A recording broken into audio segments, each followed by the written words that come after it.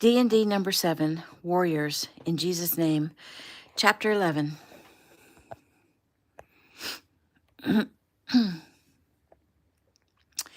It wasn't a scream that woke him, it was soft crying. He glanced at the time on his cell phone as he rose. He'd only been asleep for an hour. He pulled on his slacks, didn't bother with his shirt, and moved to listen at Bella's door. It was her. He opened the door and moved quietly to the bed. She was asleep. The light from the window illuminated her face just enough to make her look like some hideous monster, black and blue and swollen. She whimpered, and he realized that was the sound that woke him. Easing down beside her on the bed, he pulled her into his arms, and she woke in a panic. Before she could scream, he spoke quietly. "It's me, Bella. It's Mark. Shh. I'm here. You're safe." Bella opened her eyes and peered up at him. "Mark?" "Yes, it's me. I'm sorry I woke you, but you were restless, and I thought I could comfort you a little. If you want me to leave..." "No, stay with me, please." In answer, he slid down until his head rested on a pillow. She rolled over to rest her head on his chest, and he pulled the covers up over them both. "There now," he said softly. "That feels right, doesn't it? It's just where you belong." She sighed. "I can't tell you how it feels, kind of like a dream come true." He didn't answer. He gently stroked her back, offering comfort and protection through his body language. "Mark?" "Yes. I never thought I'd be able to get out of the situation I was in. I thought I would be there for the rest of my life. And then you came, and suddenly everything has changed." "Well, your sister had a lot to do with that change. She loves you very much." "I know. We used to be so close." She looked up. "I can't believe I'm here lying in bed with you, feeling your arms around me. It seems so unreal." "It's just the beginning, Bella. There's a long road we have to travel. I realize your actions made that road a little shorter. Still, let's take each day as it comes. Otherwise, I may go crazy wanting you." She was quiet as she thought about his words. "My actions," she finally said. "I guess Joey talked to you?" "He did." "Are you angry with me?" "I want to be. You put yourself in danger. Yet how can I be when I know why you did it?" "I couldn't stand waiting this out, wondering when he would finally go over the edge and do his thing. So I took matters into my own hands." "I get that. I wish you had told me, though." "Why? So you could talk me out of it, or so you could warn Joey and he would keep it from happening? It had to be the way it was." Sighing, Mark conceded, "You're right, I guess, but I want you to know that it kills me to see you like this. It kills me to know what he did to you, and it makes a side of me you've never seen want to come out." "What side is that?" "The vengeful side." "Ooh, it sounds scary." The way she said it made him laugh. "And just like that, you made it go away. You have a really good effect on me, Bella." She smiled. "I'm glad. Mark, I just want to say, I did what I did not just to get me out of that situation and not just for Logan. I did it because I want to be with you, because I love you." Mark hoped that was true, though maybe it was just because he was the first man to treat her like a woman in so long. He knew he jumped the gun Saturday night. Now comes the consequences, the not knowing. He'd been taught self-discipline his entire life. He'd adhered to it until now. He also believed that what he felt with Bella was good and natural, and he couldn't bring himself to say that he shouldn't have told her that he loves her. He looked down at her as she lay on his chest. Gently, he kissed her forehead. "I love you too, Bella," he whispered. She didn't respond. She was sound asleep. New scene. Joey backed silently out of Breeze's room, pulling the door closed as quietly as he could. He turned in the hallway to see Mark exiting Bella's room in exactly the same way. Mark turned and saw Joey. They both smiled. I'll make coffee if you make breakfast, Mark whispered. Deal. Joey looked at his watch. What time do you need to wake Logan? He asked as they walked downstairs. He's got about 30 more minutes to sleep, and I'll drop him off at school on my way home. I have to get a quick shower and get dressed. Have to see a judge. Hopefully first thing this morning. Justin is arranging it. Family court kind of judge? Yep. I need to get Bella temporary custody of Logan. In the kitchen, Joey reached up into a cabinet and pulled down the coffee and shoved it at Mark, who began filling the carafe with water. Joey rummaged through the refrigerator and cabinets until he found what he wanted. As he measured milk and flour into a bowl, he nodded at Mark. I'll be in court myself this morning. Jason wants me to be there in case there's any questions about what happened. I doubt the judge will ask any questions of you at a bond hearing. Joey shrugged. I guess Jason wants to cover bases. While the coffee dripped, Mark found 2 mugs, and he watched as Joey beat a couple of eggs into the mixture. Are you making pancakes? Yep. You got a problem with that? None whatsoever. So what do you think about this thing? Which thing are we talking about? I think you know. You mean us brothers dating sisters? Dating isn't exactly the word, but we can settle for that for the sake of this conversation. Joey frowned as he tested the skillet to make sure it was hot enough. No, let's don't settle. Let's call it what it is. I'm in love with Breeze. You're in love with Bella. You've known Bella longer than I've known Breeze, but it is what it is. They're a lot alike. So are we. It's interesting, to say the least. The very least. And I'm amazed at how strongly I feel about Bella, and I won't question the strength of your feelings for Breeze. So, are you thinking what I'm thinking? That this is it? That we're going to settle down and marry the Sheridan sisters? Mark nodded as Joey turned golden brown pancakes over in the skillet. It seems that's where my mind is at. I know with me and Bella, we have some hurdles to jump first. Bottom line, I want her. I've never felt this way about anyone, not ever. Not even about Amelia, Mark said, thinking about his college girlfriend of 3 years. I can't even imagine being without Bella, and I want to be a father to Logan. Yeah, poor kid. He deserves a break. Mark poured the coffee and set a mug next to Joey. I did want to have more kids, though. Did? Bella can't have any more children. The jerk forced her to get her tubes tied. Oh, that can be undone. Yeah, I'm going to talk to Jeffy about it. Well, she'll know. Yep. Mark poured syrup over his stack, cut in, and took a bite and gave himself a moment to savor. So, has Breeze told you yet how she feels about all this? Joey shook his head. She isn't sure yet how she feels about all this. She doesn't realize that she loves me yet. Oh, what are you going to do to convince her? Nothing. She'll figure it out. She's a smart girl. Mark smiled. He'd always appreciated his little brother's confidence. He noticed the TV built into the front of one of the cabinets and turned it on. Let's see if Gordy made the news. Joey nodded, and they watched the news for only a few minutes before the story aired. They reported that Gordon Landau, a prominent Los Angeles criminal defense attorney, was arrested last night for felony assault against his wife of 12 years. Mr. Landau, the reporter went on to say, is expected in court this morning for a bond hearing. Also expected in court this morning is former actor turned security agent Joey Adams. Joey cursed softly. How'd they get that information? That you're a former actor? No, that I'm going to be in court this morning. Mr. Adams, who is the brother of Brianna Adams and stepbrother to Ricky Keno, is best known as the current Keno Challenge champion. He was on scene last night when the assault took place and was the one who actually pulled Mr. Landau away from his wife. He then cuffed the attorney and called the police. Geez, are they reporting the crime or doing a bit for the National Enquirer? Mark snapped. Joey turned it off. And people wonder why I got out of showbiz. Mark glanced at his watch. Thanks for breakfast, Joey. I gotta go wake Logan and check in on Bella before I go. No problem. I'll make enough for everyone else, let them know. Then I gotta go too. I'll check in with you at the courthouse. Joey gave a small salute. See you there.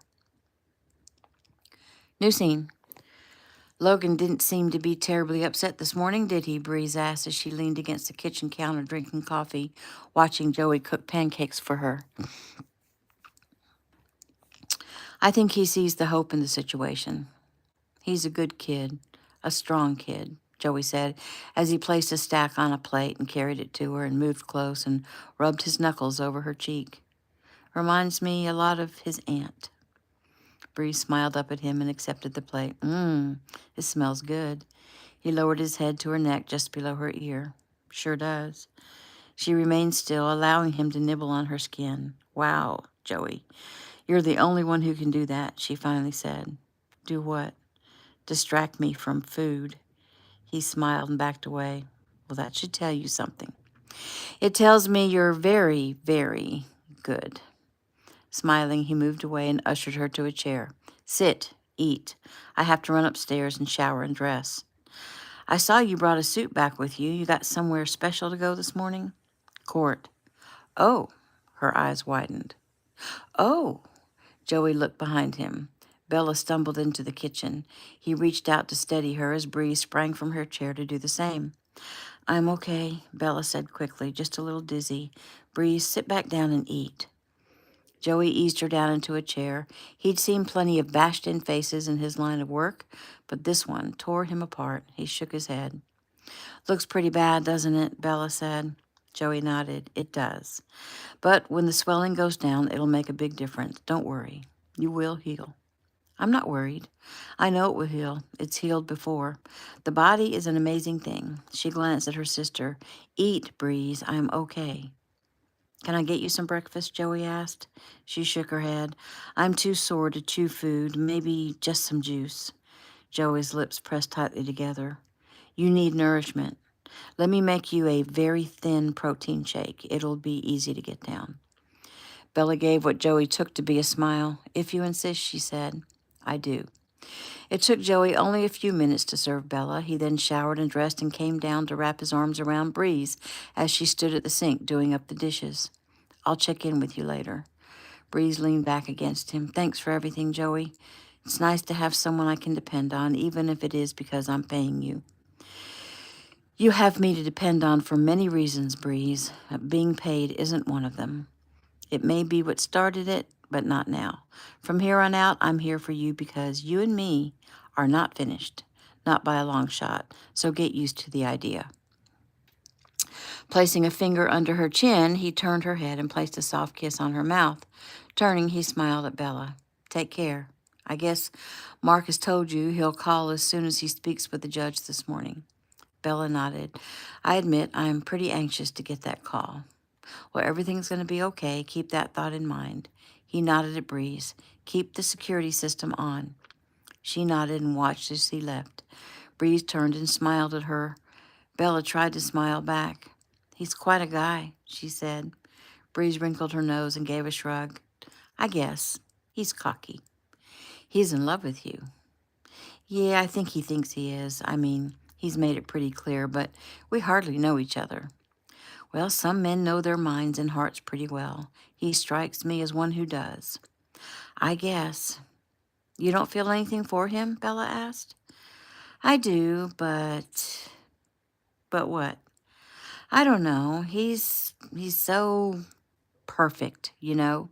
He's strong, he's gorgeous, he's funny, he's interesting, he's even famous. And he cooks. Exactly. All horrible things. Breeze frowned. I forgot how funny you can be, sis. You know what I think? No, please enlighten me, Breeze said as she sat at the breakfast table across from her sister. I think he scares you. Not in the least. Breeze, I know I haven't been much of a sister to you these past years. I know I haven't been around for you, but I feel like I do still know my little sister. And I know how strong you love, and I know how much losing Mom and Dad hurt you, and I think your feelings for Mr. Perfect are so strong that it scares you.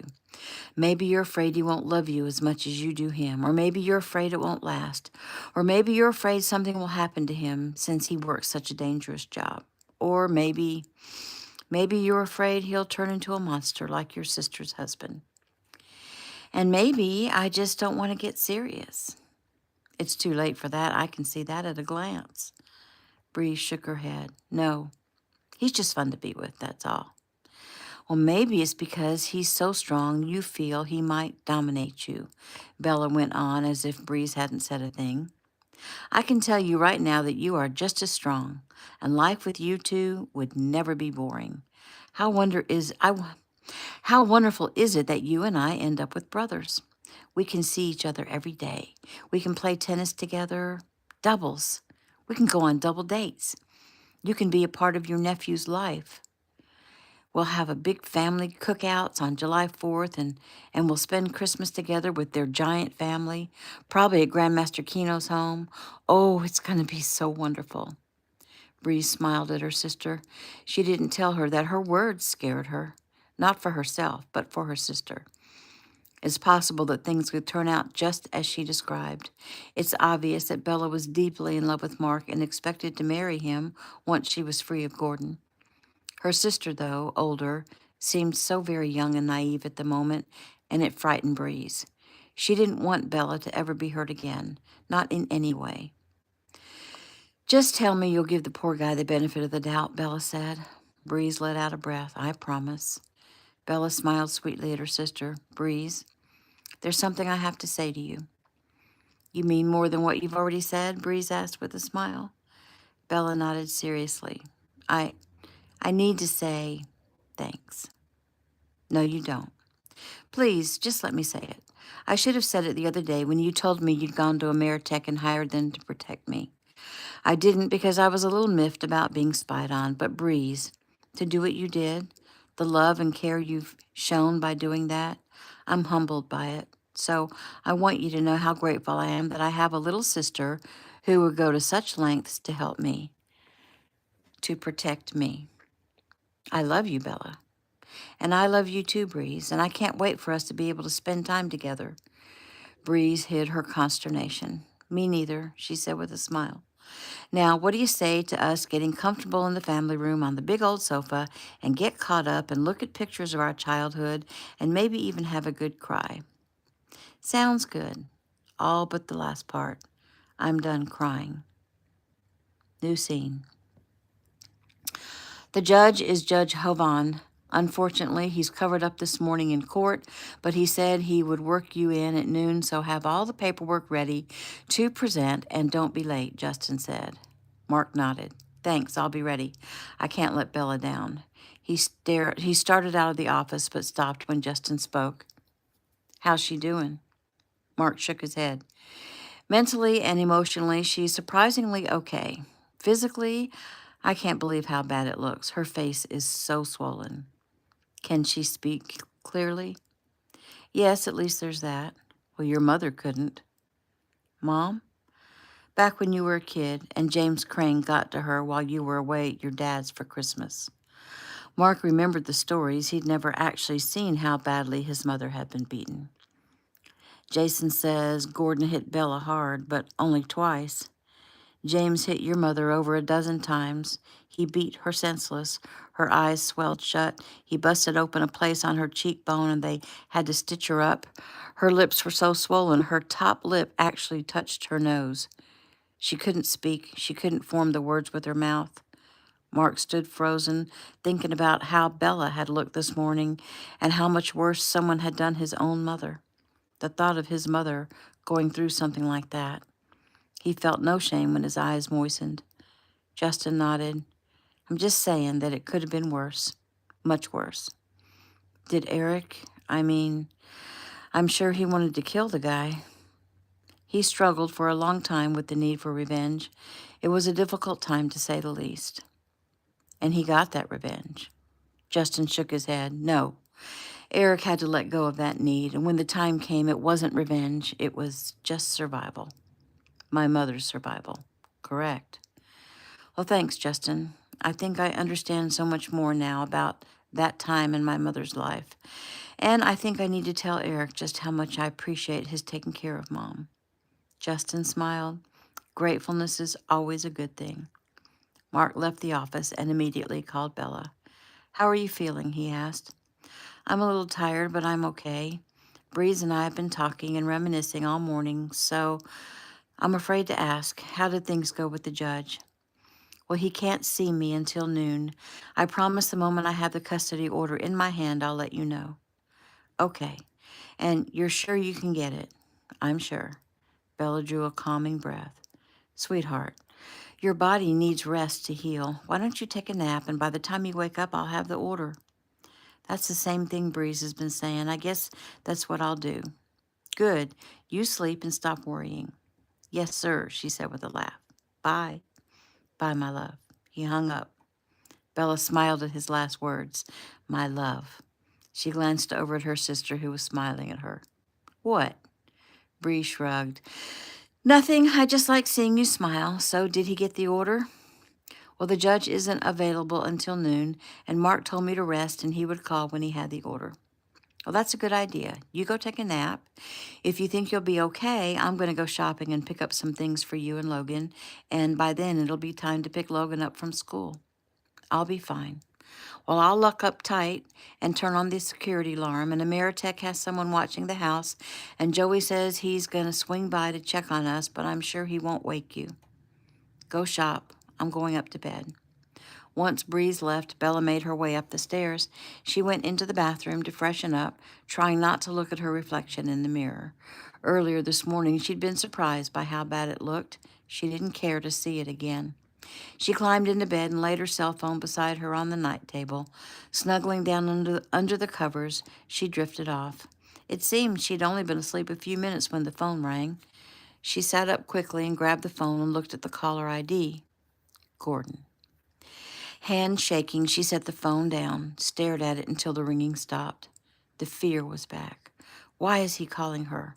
Mark said there would be a restraining order. Of course, he wouldn't care about that, but he wouldn't want to go back to jail. All she'd have to do is call Joey and tell him Gordon had tried to call her. She was contemplating doing just that when the phone rang again. She grabbed it and stared at the caller ID. Gordon. She put the phone down again and climbed out of bed and began to pace. What should she do? Should she answer and see what he has to say? No. She won't talk to him and give him the satisfaction of gloating over what he'd done to her. Maybe she should call Mark, but then he might do something crazy and get himself into trouble. Only Mark was pretty level-headed, she argued with herself, though he did say something last night about his vengeful side. Okay, then maybe she would call Joey. She sat on the side of the bed and picked up the phone, and it rang again, and she jumped, then looked at the caller ID. Gordon again.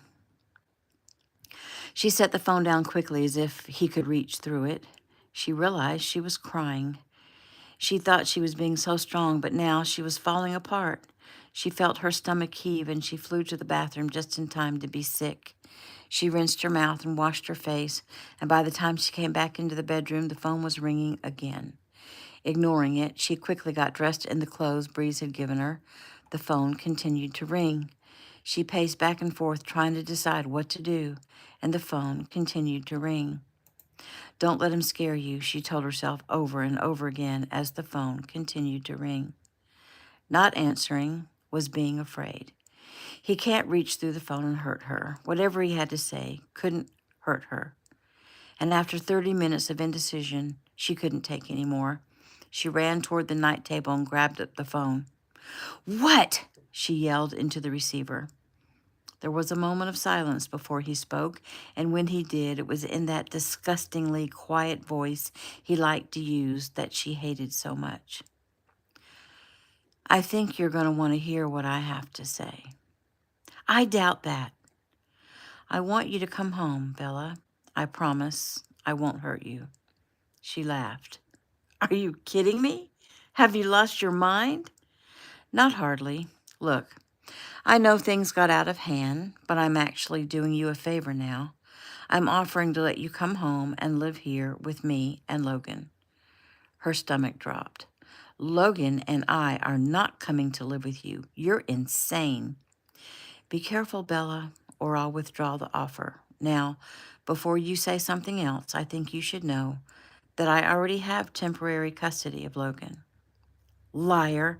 That's not true, Bella cried as the fear took over. That can't be true. I assure you it is true, and I'm kindly giving you the opportunity to come home and be a mother to your son. Mark is seeing a judge in just a few hours. He's going to give me custody. Gordon gave a soft chuckle. Mark, is it? No matter. You see, Judge Latham is a good friend of mine. He had the order of custody ready for me by the time I walked out of jail this morning. Your Mark is too late. It's already done. How can a judge give you custody after what you did to me? Well, like I said, he's a friend of mine. Besides, Bella, you know you provoked me. It was as if you were doing everything you could to make me angry, and I simply obliged you. No, this can't be true. You're lying. I have the order in my hand, all neatly signed and sealed by Judge Latham. There are 2 nice police officers who have been assigned to escort Logan home from school today, since I felt there might be a problem. Bella choked on the tears that were now free-flowing. Please. So you see, my dear, I'm actually being generous. I could make it so you'd never see your son again, but I'm offering to let bygones be bygones and asking you to come home. I will allow you to live in my home and be a mother to your son, but you must come home now or the deal is off. Gordon, please, please don't do this, she cried. Don't do what? Don't give you the chance to put everything right? No, that's not what I meant. Bella, you are my wife. I'm sorry things got so ugly last night. Truly, I'm sorry. But it's time to forget about that, and I'll forget about the fact that you allowed strangers to record our personal lives. I'll forget about the fact that you tried to provoke me into attacking you so that you could plot to take my son from me.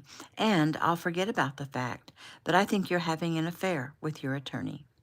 Bella gasped. What? Gordon continued sarcastically. No denial? You're turning everything all around. You're the one who has continually abused me for years, and you're the one having an affair. I have proof of it. So what? It happens when a wife denies her husband his conjugal rights. That's not how it is, and you know it, Gordon. Please. Last chance, Bella. Hang up the phone and look out the window. You'll see a taxi drive up in just a few minutes. When he does, I suggest you get yourself in that car and come home. It's your only chance to stay with your son. I guess the question is, do you love him enough? Bella closed her eyes. Of course she loved Logan enough. Nothing turned out like she thought. Mark and Joey and Breeze, everyone had said it's all going to work out. Everything is going to be okay. But it wasn't okay, was it? Everything had gone to hell. Well, Gordon, please, she cried. Last chance, he said calmly. She drew a breath. I'm coming, she whispered. Not so stupid after all, Gordon said before he hung up. New scene. Mark blinked. Excuse me, Your Honor? Judge Hoban clicked more keys and stared at the computer screen and shook his head with a sigh. Judge Latham issued an order of temporary custody of Logan Landau to his father, Gordon Landau, about 9 this morning. He looked up. I'm sorry. Right now, the best you can do is appeal the order. I will. Tell me, how can a judge give custody of a kid to a man who just got out of jail for beating up the kid's mother? Judge Hoban sighed again. Off the record, Mr. Adams, to me it appears that everything here is not as it should be. Judge Latham has been with the family court system for more than 20 years. He usually makes sound decisions. I don't know what's going on, but if he's doing a favor for a friend, he's putting his entire career on the line. I don't think he would do that unless there was something more going on than meets the eye. Mark listened hard, trying to read between the lines. Was Judge Hoban saying that Latham was crooked? None of it made any sense. He would have to conference with Justin and Jason and Joey and even Eric. Why would a judge put his career on the line for a friend? And what kind of friend would ask him to? Of course, Gordon was no one's friend but his own. Mark looked back up at the judge and he offered his hand. Thank you, sir, for your time. The judge nodded. It's not over, counselor. Do your homework. Mark nodded thoughtfully. I will. He turned and walked out into the corridor, running a hand through his hair. He dreaded calling Bella and telling her what happened. She's going to freak. He pulled out his phone and turned it on. There was a text from Joey, "Call me ASAP." Mark had already met with Joey right after Gordon's bail hearing this morning. They'd discussed Gordon's demeanor, which was not even close to repentant, and they'd made plans to have lunch together. Joey would have to wait. Bella came first. Only Bella's phone went straight to message, which meant she had it off. And that was strange, since she'd been anxious for his call. He tried once more and got the same. Maybe she turned it off so she could sleep. He'd try Breeze, but he didn't have her number, so Joey it is. Joey's tone when he answered wasn't cheerful. "Mark? Having a bad day, Joe. I need to call Breeze and see why Bella isn't answering her phone." Joey sighed. "Your day is about to get a whole lot worse." Jeff was watching the house for us while we were gone. About 30 minutes ago, a cab drove up and Bella ran out and got in the cab. Jeff followed it to the Landau house. He let me know immediately. I hightailed it back to the Sheridan house and found a note from Bella. Mark drew a calming breath. "What does it say?" Joey held the note up to read. "Dear Mark, I had no choice. By the time you read this, you'll know Gordon got custody. He gave me a chance to come home and be with Logan. I couldn't let Logan face that monster alone. Don't be upset. I think Gordon knows about us. Don't call me and don't try to see me. It will only make things worse for us. I don't blame you. I know you tried. I will cherish the memories. I guess this is what I get for dreaming. Bella." Joey sighed. "From what I'm reading here, I take it you weren't able to get custody?" "He beat me to it. He got some judge friend of his in family court to issue the custody order. I'm going to start an appeal, and then I need to have a family conference." Joey nodded. "Name the time and we'll be there." "Thanks. So, where was Breeze when all this was happening?" "She went to pick up some things for Bella and Logan, and then she was supposed to pick Logan up from school." "Why? Are you looking for someone to be mad at?" Mark closed his eyes, tried to calm himself. "Yeah, I guess I am." "Mark, I know you feel like ripping something apart, but you gotta hold it together right now. Listen, why don't you meet me at the gym, and if you want to beat on somebody, I'll accommodate you." "Yeah? I don't think you want to take me on right now." "Oh, geez, I'm shaking in my boots. Tell you what, big boy, you just try to pin your mat on my girl. I'm all too happy to kick your butt. I'll see you there in 30 minutes. He hung up. Mark almost threw his phone. Instead, he hurried back to his office to take care of a few matters because he didn't want to be late. New scene. Gordon opened the door for Bella upon her arrival. She held her head high as she passed him. "Please, come in," he said cordially. He led her into the front room and gestured toward the sofa and had her sit. "You'll have to excuse all the mess. I just had a crew over doing a search for surveillance equipment. It seems your little friend already retrieved his goodies." She kept her mouth shut and her back straight as he looked her over. "Goodness, I really did a job on you, didn't I?" She glared at him, and he offered a sheepish smile. "I'm sorry, Bella. Really. Sometimes I don't know what comes over me. I truly am sorry. Well, you won't be able to show your face for a while, huh?" She didn't answer. Looking at him, she tried to see what the world sees when they look at him. Blonde and blue-eyed, he came across as an angel. He was slim, fit, personable. Everyone liked him. He was a people magnet. Only some saw through him, and those who did were the ones who'd seen him lose his temper. That used to be only a few, but he was getting more and more bold about letting it show. Or was it just getting harder and harder for him to control it? He waved his hand at her, and she flinched. "Bella, will you please relax? I'm not going to hurt you. I was just getting your attention. It seemed you drifted off into another world. They must have you on some pain pills." She nodded. "You know, all this is kind of a good thing." "How could you say that?" she asked, her teeth clamped tightly together. He brushed his hand over her hair. She tried to shrug it off, and he grabbed her chin. "Bella, just calm down. I swear I'm not going to hurt you. Just don't push me away. After all, you're my wife, and I'm your husband. And if you live with me in my house, you will, at the very least, be cordial. Now, as I was saying, all this is a good thing because everything is out in the open. There are no more pretenses. I know you want out, and you know you have to stay in order to be with Logan. You know I'm having an affair, so I no longer have to hide it. And I know you wish you were back in your lover's arms. Bella's eyes filled with tears. He watched her a moment. So, I'm wondering, Bella, how long has that been going on, huh? How long have you been pulling the wool over my eyes? Bella sniffed and shook her head. She knew better. She was too wary of him to fall complacent. You're wrong about that, Gordon. Oh, you're right. I wish Mark and I were lovers, but we're not. It was a dream, a silly, unfulfilled dream. Gordon frowned. Well, how sad then. For you, that is. But better for him, I guess. I really have no reason to retaliate now, do I? Bella kept her face carefully blank. Anyway, you're going to see that it won't be so bad living here with me and your son, and I'll prove it to you right now. First, it's obvious you're in no condition to do any housework or cooking. I want you to take a whole week and just rest. Pamper yourself. Logan and I will make do, and then, if you feel like it, you can start on things next week.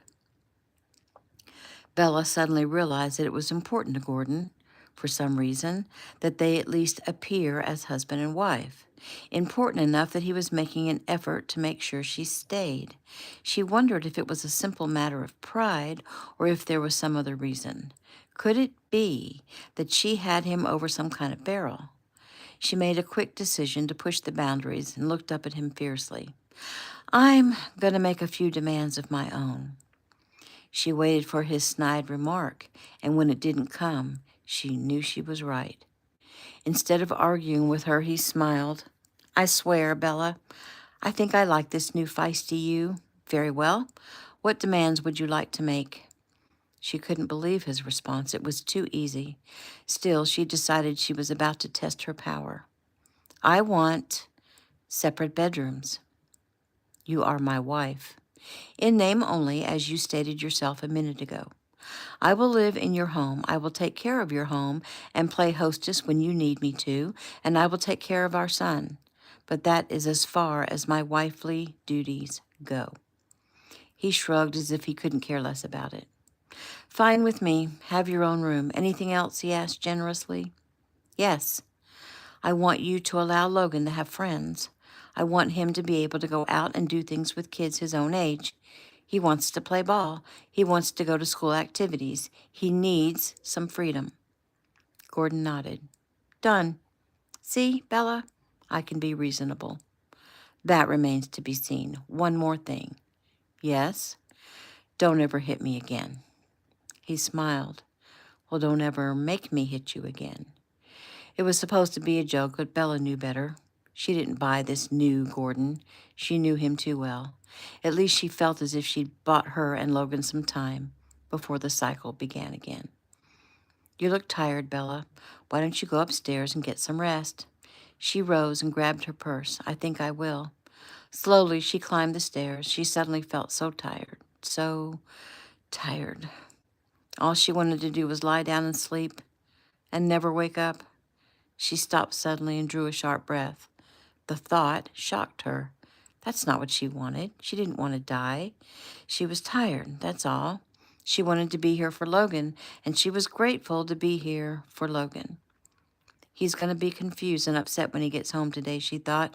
I need to set the alarm on my cell phone and make sure I'm downstairs when he comes through the door. She moved upstairs to the landing and tried to decide which room she should take. It seemed to be almost overwhelming, a huge decision, but she finally decided to take a room at the front of the house next to Logan's bedroom at the opposite end of the hall from Gordon's room. She opened the door and moved forward and sat on the edge of the bed. Dazed, she looked around the room, seeing it for the first time from a guest's point of view. It was done mostly in neutrals, beige, browns, a touch of soft green. It was bland, she admitted, though the only thing she really cared about was it was her own room. Brows knitted, she realized she'd never had her own room. Never. Well, maybe for the first 4 years of her life before Breeze had been born. She'd always shared a room with her sister. They could have had separate rooms as teenagers, but they elected to share. Her little sister had never bugged her like she'd heard so often from her friends. She'd been a source of laughter, of camaraderie, a confidant, her best friend. Bella's mind went briefly to the conversations they'd had earlier today, but she stood abruptly, wiping the thoughts and dreams from her mind.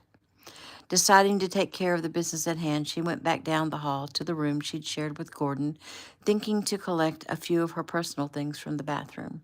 She glanced around the bedroom, trying not to think of the atrocities that had been committed against her in that room. Quickly, she moved through to the bathroom, and what she saw took her breath away. Makeup, powders, lotions, shampoos, anything belonging to her had been dumped in the sink or tub, on the counters and floor. A broken perfume bottle crunched under her foot. The mirror over the sink was broken, a dent right in the middle, and she imagined it was Gordon's fist that might have made that impression. Her body began to tremble. He hadn't fooled her. He was as dangerous as he'd ever been. The evidence of that was right here in front of her. She sniffed as she realized that tears were flowing down her face. How was she to survive? What would become of Logan if Gordon, in one of his fits, actually kills her? Her mind went to Mark and what he must be going through at this very minute. She was sure he was in anguish, because he loved her. She knew that, and he was powerless to help her. She dreamed of being his wife, of having a life, a real life, with happy family times, being in love, being safe, feeling secure. All that was gone. And if she felt this way, what will Logan be feeling? She had to do all she could to make sure he didn't lose hope. She couldn't let him get depressed, and that meant she couldn't let herself get depressed. She had to pretend that there was still hope for Logan's sake. When hands gripped her shoulders, she gasped. "Sorry," Gordon said. "I didn't mean to startle you. I guess you see that I had a little tantrum. I apologize for that. If you'll make me a list of things, I'll replace what you need." Bella sniffed and wiped her cheeks. "That won't be necessary. I'll get them myself." Gordon sighed. "Well, I really don't want you going out in public right now. I insist you let me get them for you," he said pointedly. Her eyes met his in the mirror. The nightmare continued, but she knew to choose her battles. "Fine, I'll make a list." She moved from his reach. "I'll get the rest of my things later." Before he could answer, she hurried back to the room she'd claimed. She locked the door behind her, took off her clothes, and buried herself under the covers, where she allowed herself one last good cry. And after that, she would make the very best of this situation or die trying. And she knew that was a distinct possibility. New scene. Joey helped Mark place the bench bar back in its cradle. Mark's last max had been 315. Today, he was working out with 300 and pushing it as hard as he could. Their plan was to work to failure, which should keep them from killing each other when they hit the mats, which in this particular studio was a ring. "Hey, what if I just go pick Logan up from school and take him somewhere? We can say I didn't know about the custody order," Joey suggested. Breathing hard, Mark sat up and wiped his brow with a towel. "Gordon went to the trouble of getting the order. He's not going to let that happen. I'm sure he's arranged for an escort." Joey hadn't been serious, but knew making ridiculous statements might lighten Mark's mood. Apparently not yet. He shrugged. "Well, then how about if I just happen to run into Gordon in a public place and pick a fight? Even if I get arrested, it will be worth it to be able to plant my fist in his face." Mark stood as Joey took his place on the bench. "You had your opportunity, bro. You blew it." "Hey, I was on camera," Joey said. "Excuses." Joey hefted the bar, counted off 4, and shook his head. Mark quickly helped lift the bar and place it on the supports. "I'm done," Joey said. Mark nodded. "Me too. Let's do this." The gym where they worked out was one of the many fitness martial arts centers owned by the Kinos. This particular one was large, high-end, and very popular, located in Westlake. Mark and Joey moved toward the main ring where a couple of guys were sparring. They watched for a few minutes as they waited to take the ring. The guys sparring needed some instruction, but Mark was in no mood. Joey, on the other hand, felt the need to interject. After all, he was part of the Keno family, and these guys were in a Keno facility, and Joey felt he needed to represent. When Joey climbed into the ring, Mark only shook his head. There were immediate bows and handshakes and smiles. Joey had been proving himself for years at the Keno challenges and was well known in the Keno studios. Joey spoke to the two men and pointed out some of the major flaws he'd immediately seen. He discussed the lack of speed and therefore the lack of fitness, demonstrated on first one man and then the other, and by the time the 15-minute lesson was complete, they'd drawn a crowd. When seventh Dan, Joey Adams, offered to demonstrate on his brother, fifth Dan, Mark Adams, what he'd just been talking about, there was a big round of applause. Rolling his eyes, Mark climbed into the ring while the other two climbed out. Master Bridger, Joey called, getting the attention of the master who taught at the school. The man came quickly. "You two gonna slug it out?" he asked. "We are. We thought you might want a ref since my brother here is in a killing mood." Master Bridger looked Mark over. "What I say goes," he finally said. Mark only nodded. "No headgear?" the man asked Joey. "What for?" Joey said with a grin. "He won't get in a punch." There was a smattering of laughter from the onlookers, and Mark's eyes narrowed. They squared off, and Master Bridger gave the command, "Sishak, begin." The crowd of about 30, pretty much everyone who'd been in the gym at the time, had been rowdy and excited before they'd begun. Now they stood in awed silence. Most of them had seen Joey fight in the Keno challenges. All of them had seen Ricky Keno in action. Still, seeing what they were witnessing in person was enough to cause reverence and respect. The two warriors in the ring moved almost faster than the eye could follow. They were the personification of what the martial arts was all about. They fought with honor and respect for each other. They pulled no punches. They blocked with perfection. Strikes and kicks were delivered with flawless execution. In the first 5 minutes of the match, not one blow had landed. "Come on," Master Bridger finally said. "Stop. Relax." They did as instructed, bowing first to Master Bridger. The crowd buzz immediately became deafening, and after a minute, Master Bridger brought them together again and ordered them to begin. This time, right out of the gate, Mark connected with Joey's eye, and the crowd gasped and held their breath momentarily, waiting to see Joey's reaction. He didn't disappoint them. He recovered quickly and came at Mark in retaliation, finally connecting with the spinning hook into Mark's abdomen, knocking him off his feet. Mark rolled to his feet, countered, blocked, countered. Joey did the same. Mark connected a few more times, catching Joey in the shoulder, the diaphragm, and again in the eye. Joey did just as much damage, bloodying Mark's nose, a glancing blow to the head, and finally sweeping the leg and sending Mark down. Joey moved in for the kill, his knife hand stopping just short of Mark's Adam's apple. However, Mark's hand moved in place to block just in time. He wrapped his hand around Joey's fist. The crowd broke into cheers, and Master Bridger called it a tie and ended the fight. Joey stood and helped Mark up. Mark grabbed a towel and held it to his bloody nose. "Sorry about that," Joey said, giving his brother a sheepish smile. "Apologize for fighting well, and I'll have to kick your butt all over again," Mark answered. "Again? You have to do it in the first place in order to do it again," Joey said with a grin as he wrapped his arm around his brother's neck and squeezed. Mark mussed Joey's hair. "Thanks, bro." "Hey, anytime." New scene. "Mom?" Bella opened her eyes and blinked several times. "Mom, are you okay?" She quickly remembered where she was. "Logan." She reached out toward him, and he came to her and sat beside her on the bed. "Logan, I'm sorry I meant to be up by the time you got here." "It's okay, Mom. It's okay." "Logan, I'm so sorry this is happening. But you have to believe me that somehow things are going to work out. We've just had a little setback." "Master Mark, he wasn't able to get you custody, was he?" "No, not yet.